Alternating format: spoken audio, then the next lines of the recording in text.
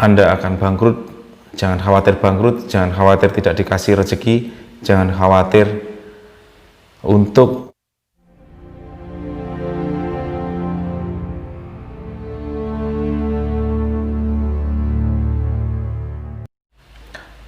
Halo, apa kabar saudaraku semuanya? Ketemu lagi di channel Jejak Entrepreneur. Saya tidak lupa mendoakan Anda semua, semoga Allah selalu memberikan keberkahan, kelimpahan, kemurahan rezeki, dan kesehatan untuk Anda semuanya. Baik, tema yang kita ambil di vlog kita kali ini tentang filosofi lost doll dalam berbisnis. Kayak judul lagu aja ya. Judul lagunya kira-kira seperti ini. Ya, jadi lost doll yang akan kita bahas kali ini bukan lost doll tentang sebuah lagu yang begitu fenomenal, begitu terkenal, tetapi lost doll di dalam menjalankan bisnis. Ya, oke, sebelumnya saya ingin bercerita bahwa perjalanan saya memulai karir dalam dunia bisnis, dalam dunia entrepreneur itu bukan sesuatu yang gampang bisa dikatakan. Kenapa? Karena saya tidak punya background, keluarga saya yang pebisnis, keluarga saya adalah orang biasa, bukan dari kalangan pebisnis, dan tidak tahu tentang ilmu bisnis sama sekali. Ya, saya dilahirkan dari keluarga yang tidak mengajari saya dalam berbisnis, sehingga ya bisnis adalah sesuatu yang baru bagi saya ketika di awal-awal saya memulai bisnis. Dan sebelum menjalankan bisnis, saya adalah seorang karyawan. Jadi bisa dibayangkan bagaimana susahnya, bagaimana sulitnya untuk transformasi dari mindset yang biasanya menerima gaji, terus mau tidak mau kita berjuang sendiri untuk menghasilkan sesuatu dan bisa meng-hire karyawan, dan kita akan memberikan gaji kepada mereka. Ya, oke. Jadi video kita kali ini ngalir saja tentang cerita pengalaman saya di awal-awal memulai bisnis. Saya kurang lebih mungkin 4 atau 5 kali ya bangkrut dalam bisnis. Wah, bangkrut atau bangga gitu ya. Ya, tapi itu adalah sebuah perjalanan gitu ya. Bagi saya bisnis itu seperti judul lagu itu ya, bisnis itu harus lost doll gitu. Dalam artian ya, kalau berani ya berani, kalau nggak berani ya nggak usah sekalian ya. Jadi saya pernah pada waktu itu ketika awal-awal berbisnis, bisnis mempeternakan ayam ya. Saya mulai peternakan ayam kampung blasteran ya, ayam apa itu saya lupa namanya. Dan beberapa bulan waktu ketika mau panen itu ternyata gagal total karena malamnya itu terkena virus flu burung, sehingga mati semua ayam saya ya. Ada ribuan ekor mati semua. Itu kegagalan bisnis saya yang pertama. Saya tidak tahu caranya, hanya mengandalkan ya buku aja, buku di Gramedia, beli buku di Gramedia, saya baca, saya praktekkan ya. Tidak ada mentor pada waktu itu ya, dan itu adalah kesalahan fatal bahwa memulai bisnis tanpa mentor itu risikonya akan nabrak-nabrak ya.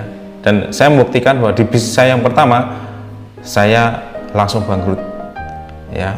Ribuan ekor ayam ya ternyata mati ketika mau dipanen ya. Tetapi kegagalan yang pertama tidak membuat saya kapok ya, karena memang kondisinya pada waktu itu tidak ada orang yang menggaji saya, dan memang sudah meniatkan ya, membulatkan tekad saya untuk terjun ke dunia bisnis apapun yang terjadi ya.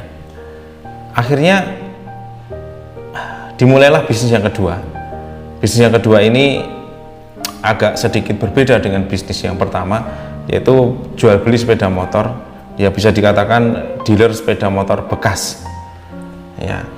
Karena untuk memulai dealer sepeda motor baru mungkin dibutuhkan modal yang sangat besar, tetapi sepeda motor bekas cuma tempat dan mungkin puluhan motor ya kita jual beli itu sudah bisa jalan ya. Karena bisnis yang kedua ini join dengan teman, dan ternyata ketika bisnis itu joinan dengan orang lain itu tidak semudah yang dibayangkan.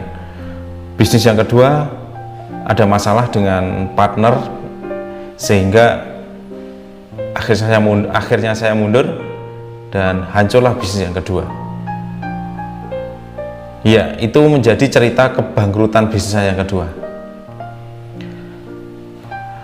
Apakah saya kapok? Ternyata tidak kapok juga. Di bisnis yang ketiga saya memulai perjalanan bisnis yang berbeda lagi ya. Karena menurut buku yang saya baca pada waktu itu, bisnis yang tidak akan mati ya, tidak akan pernah bangkrut itu adalah bisnis pendidikan, apalagi bisnis kesehatan, bisnis pangan ya, dan mungkin ada bisnis-bisnis yang lain juga ya. Iya, tapi bisnis yang ketiga ya, akhirnya saya memulai bisnis bimbingan belajar anak-anak, karena saya melihat pasar di tempat saya pada waktu itu belum ada bimbingan belajar ya. Saya mengambil mentor pada waktu itu ya, tetapi tidak semulus yang dibayangkan juga ternyata, karena serakah ya, karena keserakahan, dan saya berpikir tanpa mentor pun saya bisa gitu. Akhirnya saya mencari orang yang mau menjadi partner saya untuk menjalankan bisnis ini, dan sekali lagi karena terkendala jarak yang begitu jauh, akhirnya orang yang menjadi partner saya pun juga tidak maksimal karena minimnya ilmu. Akhirnya meskipun permintaan tinggi dan manajemen saya masih amburadul, akhirnya bangkrut juga bisnis yang ketiga. Sekali lagi, apakah saya harus menyerah? Ternyata tidak. Lalu saya terjun ke bisnis yang pindah haluan lagi. Bisnis pada waktu itu adalah masuk ke dunia trading ya, trading forex ya gitu ya. Saya tidak tahu apakah itu masuk ke dalam ranah bisnis atau tidak ya. Saya menjalani beberapa waktu dan mungkin pernah merasakan profit gitu ya, pernah merasakan loss kayak itu juga, tapi ada sesuatu yang mengganjal dalam diri saya, dan akhirnya saya tidak sreg, terjadi pertentangan batin yang sangat kuat. Akhirnya saya tinggalkan juga, gagal juga, dan itu menjadi kegagalan yang keempat. Kemudian saya berusaha untuk bangkit lagi ya, memulai bisnis pada waktu itu. Saya tergabung dalam property agent di sebuah agen properti yang cukup terkenal ya. Kali ini saya niatnya tidak baik, yaitu untuk mencoba-coba saja ya.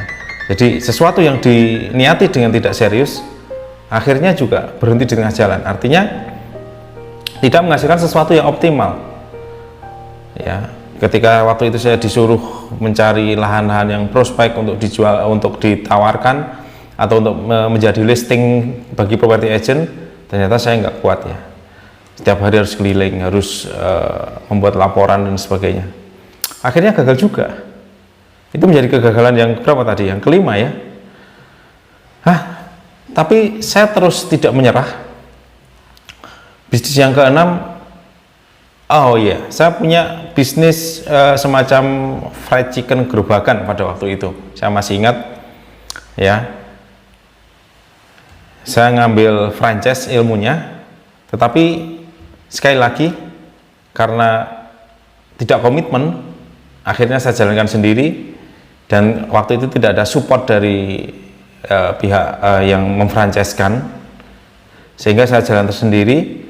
Tetapi sekali lagi gagal juga karena kesalahan dalam memanage karyawan. Meskipun sebenarnya bisnis itu bisa dijalankan juga.